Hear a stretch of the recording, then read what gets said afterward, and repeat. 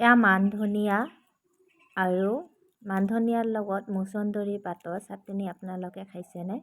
আৰু মচন্দৰীৰ চাটনি সকলে খাবলৈ বহুত বেছি বেয়া পায় গোন্ধটোৰ কাৰণে, কিন্তু মচন্দৰীৰ চাটনি যদি আমি মান ধনিয়াৰ লগত ধুনীয়াকৈ মিক্স কৰি বটি কেনে খাওঁ তেতিয়াহ'লে কেতিয়া মানে গোন্ধটো নাহে। আৰু মচন্দৰী পাত এনেও পেটৰ কাৰণে বহুত বেছি ভাল হয়। আপোনালোকে যদি এনেদৰে খোৱা নাই একবাৰ খাব। আৰু কিছুমানেতো আঞ্জা বনাই খায়, কিন্তু এনেদৰে চাটনি একবাৰ বনাই খাব।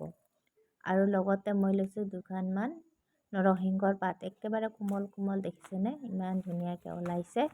আৰু ভালকৈ মই পাতখিনি ধুনীয়াকৈ বাছি ধুনীয়াকৈ ধুই পাখলি লৈ ল'লোঁ। আৰু ইয়াৰ লগত আপোনালোকে নৰসিংহৰ পাত নিদিবও পাৰে, নৰসিংহৰ পাত নিদিয়াকৈও বেছি ভাল লাগে, কিন্তু মই দিছোঁ, মই ভাল পাওঁ। আৰু অকল মচন্দৰী পাত আৰু মান ধনিয়া লগতে আদা অকণমান আৰু নহৰু আৰু জলকীয়া সোৱাদ অনুযায়ী এনেদৰে আপোনালোকে বনাই খাবচোন। ভাত সাজ খাবলৈ যে ইমান জুতি হয় এনেকুৱা চাটনি পালে। আৰু মচন্দৰী যে পাতটোৰ গুণ একেবাৰে নাপায়। আৰু আজি দুপৰীয়াৰ সাজ এনেদৰে মই খালোঁ তৃপ্তিৰে। যদি ভিডিঅ'টো ভাল লাগিল চেনেলটো মোৰ ছাবস্ক্ৰাইব কৰি দিব। Bye bye.